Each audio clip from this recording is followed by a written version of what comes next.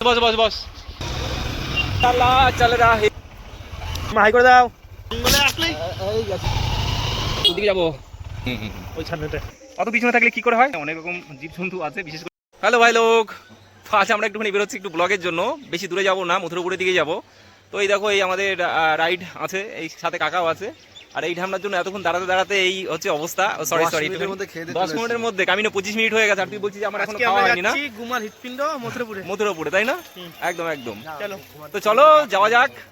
Hello ভাই লোক welcome to my another blog I hope কি তোমরা সবাই ভালো আছো এবং অবশ্যই ভালো থেকো রিক্যাপে তো তোমরা দেখেই নিয়েছো ভিডিওটা আজকে কিরকম ধরনের হতে চলেছে না আজকে কোনো খাওয়া দাওয়ার ভিডিও নয় আজকে শুধুমাত্র গ্রাম্য পরিবেশ দেখাবো তো চলো প্রথমেই আমরা একটা ব্রিজ পার করে নেবো যেটা পালপাড়া এবং নেতাজি নগরের নতুন ব্রিজ নামে পরিচিত আর আমি থাকি নেতাজি নগরে খালের পাশে মথুরাপুরে যাওয়ার জন্য আমাদের এপাশ থেকেও যাওয়া যায় কিন্তু রাস্তাটা যেহেতু খারাপ তার জন্য আমরা পালপাড়ার রাস্তাটা বেছে নিয়েছি আর এটা হচ্ছে গুমা ছোট বামুনিয়া জোড়াপোল বা জোড়া ব্রিজ যার উপর থেকে যশোর রোড গেছে আর তোমরা দেখতেই পাচ্ছ যে এখানে নতুন ব্রিজের কাজ শুরু হয়ে গেছে এই নতুন ব্রিজ হওয়াতে গুমাবাসীদের খুবই উপকার হবে যেটা আমি পরবর্তীকালে আরেকটা ব্লগ বানিয়ে তোমাদেরকে দেখাবো তো চলো আজকে যেহেতু মথুরাপুরে যাবো তাই মথুরাপুর নিয়ে কথা বলা শুরু করি তো যশোর রোড পার করে মথুরাপুর ঢোকার রাস্তায় দেখলাম একটা দাদা দাঁড়িয়ে আছে ওই দাদাকে বাই বলে আমরা গান করতে করতে সামনের দিকে এগিয়ে গেলাম তো চলো গানটা শোনো খালে যাবো না চল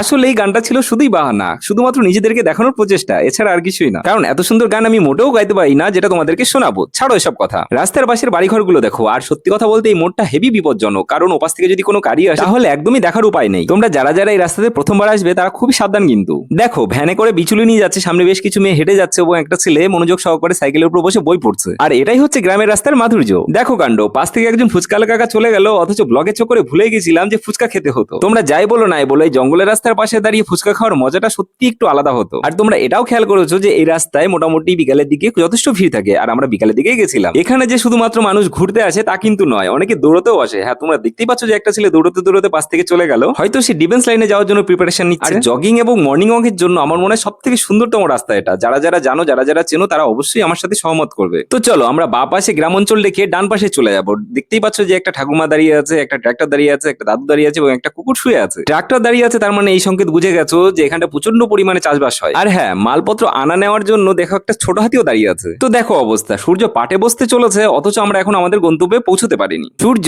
পাটে বসতে চলেছে কথাটা একটু অদ্ভুত লাগলো তাই না আসলে সূর্য অস্ত যাওয়া এবং পাটে বসা দুটোই সমান তো চলো রানিং গাড়িতে আবার নিজেদেরকে একটুখানি দেখানোর প্রচেষ্টা করি দেখেছো অবস্থা চলে আসো জঙ্গলে এদিকে মঙ্গল হবে জঙ্গলে আসলেই এই গেছিল রে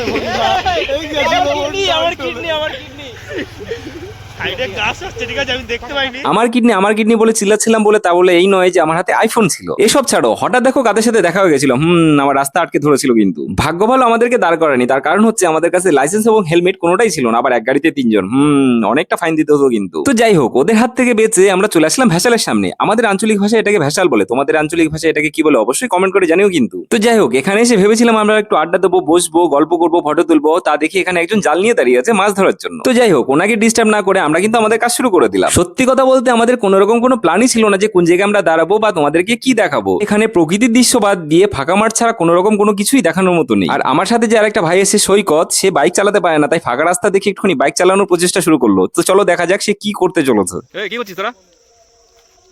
আরে ও বাইক চালাতে পারে না হ্যাঁ স্কুটি চালাতে পারে হ্যাঁ তা বাইক কেন এটা কিন্তু মাঠ না এটা কিন্তু রাস্তা তো বাইকে কি করে হাত দিছিস তোর সাহস কি করে হয় ধুম মাচালে জানি না আমি বলছি গিয়ার দাদা কিন্তু দৌড়বে কিন্তু বাইক ও আচ্ছা তো চাবি দিয়ে শুধুমাত্র আওয়াজ করবে না পিপি আওয়াজ আর তোমরা এতক্ষণ ভিডিওটা দেখে বুঝতেই পেরে গেছো যে ভিডিওটা একটুখানি ফাস্ট ফরওয়ার্ড করা আছে না হলে সম্পূর্ণ কিছু তোমাদেরকে দেখানো অসম্ভব হ্যাঁ ওরা ওদিকে বাইক চালানোর বৃথা চেষ্টা করুক আর আমি তোমাদেরকে প্রকৃতির শোভা দেখানোর চেষ্টা করি আর হ্যাঁ আমরা কিন্তু এসেছি অনেকক্ষণ আর ওই কাকা তখন থেকে হাতে জাল নিয়ে দাঁড়িয়ে আছে এখনো পর্যন্ত একটা জাল মারতে পারেনি পর্যন্ত যাই হোক কাকাকে ছাড়ো আমরা কি করছি সেটা দেখো অত পিছনে থাকলে কি করে হয় ব্লগ করতে এসেছি আর তোরা সেই ভিডিও করে এসে ফটো মটো করছিস মানে দরকারি এসেছি আমি তেল পোড়ালাম আমি আসলাম আমি বাইক নিয়ে আসলাম আমার ঠিক আছে আর তোমরা তোমাদের মতো করে ভিডিও করে নিচ্ছ তাই না আমি একটা ছবি তুলিনি এখনো পর্যন্ত এই তুমি ছবি তুলেছো ওর ছবি তুলে দিয়েছি আমি এখনো পর্যন্ত একটা ছবি তুলিনি এখনো পর্যন্ত আচ্ছা আচ্ছা তো এইখানে দেখতেই পাচ্ছ আরে ওদিকে দেখা কামিনে এদিকে মনে হয়ে গেছে তো ভাবছিলাম যে ওখানটায় ঢিল মারলে কোনো না কোনো পাখি উঠবে ঠিক আছে তার জন্য ঢিল মারলাম অনেকক্ষণ ধরে বসে থাকলাম কিন্তু একটা পাখি উঠলো না ওখানে একটা পাখি আছে অবশ্যই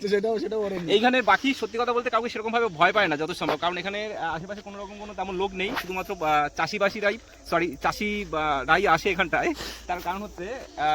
আশেপাশে কোনো রকম কোনো ঘর নেই, তোমরা দেখতেই পাচ্ছ সম্পূর্ণ পুরো ফাঁকা এখানটা, ঠিক আছে। ও আবার ট্রাই করলো, এবার দেখা যায় কোনো পাখি ওড়ে কিনা। ওই উড়েছে। হ্যাঁ ঠিক আছে, ও উড়েছে ওর ওর ভয়ে আর কি, ঠিক আছে, ওকে দেখি ভয় পেয়ে গেছে, তার জন্য উড়ে গেছে। যে তো আমার সাথে যে আরেকটা ভাই ছিল সাগর, ওকে বারবার করে কনভিন্স করছিলাম ভাই তুই একটুখানি নিচে আয়, তাহলে শটটা ভালো আসবে। আর ও জঙ্গলের মধ্যে সাপের ভয়ে যেতে যাচ্ছিল না, তার জন্য ওকে দিয়ে আরেকবার ভিডিওটা করিয়ে নিলাম। একটা জিনিস দেখাই দিই, ডিএসএলআর তো ডিএসএলআর, ও তো ক্যামেরাটা কি মোবাইল? সেটা তো বলছি ডিএসএলআর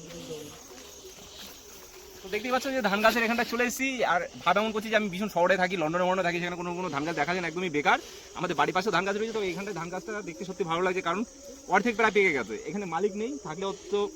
থাকলে অবশ্যই তার কাছ থেকে আমি পারমিশন নিয়ে ধান ছিঁড়তাম। তো যাই হোক, আশা করি কেউ কিছু মনে করবে না, দুটো ধান নিচ্ছি। কারণ ছোটবেলায় কোথায় গেল, আর ছোটবেলায় এরকমভাবে ধান নিয়ে আমরা বেশ খেতাম, কারণ দুধ হালকা হালকা বেরোতো ধানের মধ্যে থেকে, যখন কাঁচা অবস্থায় থাকতো। অবশ্য অর্ধ পাকা, প্রায় অর্ধেক পেকে গেছে, আর অল্প কিছুদিন পরে এগুলো কাটা হবে। তোমরা দেখতে পাচ্ছ, একটু চারপাশটা দেখিয়ে দে। তো যাই হোক, এখানে সবাই হঠাৎ করে একসাথে জড়ো হয়ে গেছে, তার কারণ হচ্ছে এখানে একটু আগে পুলিশ এসেছিল একটা ছেলেকে ধাওয়া করতে করতে। আর এখানে অন্ধকার পরে থাকা উচিত না, তার কারণগুলো একটুখানি শোনো। যাই হোক, এখন সন্ধ্যা হয়ে গেছে, সন্ধ্যার পরে এখানে থাকা একদমই ঠিক না, কারণ চারপাশে অন্ধকার নেমে এসেছে, তোমরা দেখতেই পাচ্ছ। এখানটায় অনেক রকম জীবজন্তু আছে, বিশেষ করে শিয়ালের দল। আর ওরা 2-5 জন মানুষকে ভয় করে না, যখন 8-10 জন ওরা একসাথে বেরোয় তখন মানুষকে ভয় করে না। তো চলো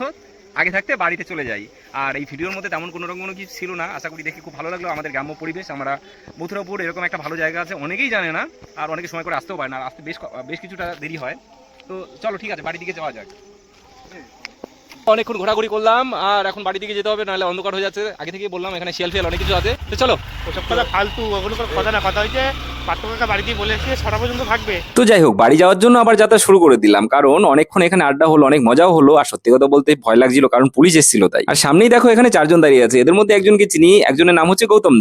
দা এবং তার স্ত্রী, ওরা এখানে এসেছেন ঘুরতে। আর এই দেখো, এটা হচ্ছে ভীষণ বড় একটা প্রাচীন বট গাছ, এখানটায় খুব সুন্দর পুজো হয়, এখানে মনসা পুজো হয়। তোমাদের ভিতরটা আমরা সময়ের অভাবে দেখাতে পারলাম না, অন্যদিন হাতে সময় নিয়ে এসে সম্পূর্ণ ভিডিও বানিয়ে দেখাবো। আর এই ডান পাশে যেটা দেখছো, ডান পাশে যে গলিটা চলে গেছে, ওটা হচ্ছে এই গ্রামের মেইন রাস্তা। আমরা কিন্তু বাঁ পাশে যাবো, তার কারণ হচ্ছে খুব তাড়াতাড়ি বাড়িতে ফিরতে হবে, কারণ হচ্ছে অনেক কাজ বাড়িতে পড়ে আছে। আর হ্যাঁ, একটা কথা বলে রাখি, এই পাড়ায় কিন্তু আমার শৈশব কেটেছে। হ্যাঁ, আগে আমি এই পাড়াতেই থাকতাম, তখন এরকম কোনো রাস্তা ছিল না, কোনো কিছুই না, আমরা ফাঁকা মাঠের মাঝখান থেকে যাওয়া আসা করতাম। আবার একটু বলি, মথুরাপুর নিয়ে পরের যে ভিডিওটা বানাবো, তাতে করে আমি কোথায় থাকতাম, আমাদের বাড়ি কোথায় ছিল, আমাদের স্কুল কোথায় ছিল, আমরা কিভাবে যাওয়া আসা করতাম, তার সম্পূর্ণ কিছু আমি তুলে ধরবো তোমাদের সামনে। তোমরা দেখতেই পাচ্ছ যে রাস্তায় অনেক মানুষের আনাগোনা শুরু হয়ে গেছে, অনেকে পড়তে যাচ্ছে, কেউ বাজার করতে যাচ্ছে। হ্যাঁ, যশোর রোডটা ক্রস করে আমরা আবার আমাদের রাস্তায় চলে আসলাম। তো যাই হোক, পালপাড়া এবং নেতাজি নগরের ব্রিজটা পার করে আমরা নেতাজি নগরে চলে আসলাম। তোমরা দেখতেই পাচ্ছ যে ডান পাশে মাঠের মধ্যে বেশ কিছু মানুষ এদিক ওদিক গ্রুপ করে টাস খেলছে। মাঝে মধ্যে আমিও এখানে আমার বেশ কিছু বন্ধুদের সাথে এসে টাস খেলে যাই। আর হ্যাঁ, আমি যে এতক্ষণ ধরে গ্রাম্য পরিবেশ, গন্ডগ্রাম এসব বলে চিল্লালাম, আমি নিজেও কিন্তু একজন গ্রামেরই ছেলে। তফাৎটা শুধু এইটুকুই যে আমরা একটুখানি উপরের দিকে থাকি তাই। তো যাই হোক, ভিডিওটি শেষ পর্যন্ত দেখার জন্য অসংখ্য ধন্যবাদ। আর আমার ভিডিও যদি সত্যি তোমাদের ভালো লেগে থাকে, তাহলে অবশ্যই লাইক কমেন্ট করে জানিও। আর একটু বেশি ভালো লেগে থাকলে অবশ্যই সাবস্ক্রাইব করে বেল নোটিফিকেশন অল করে দিও, যাতে করে সবার আগে আমার ভিডিও তোমাদের কাছে পৌঁছে যায়। তো ভালো থেকো, সুস্থ থেকো, দেখা হচ্ছে পরের ভিডিওতে। ওকে, টাটা, বাই বাই।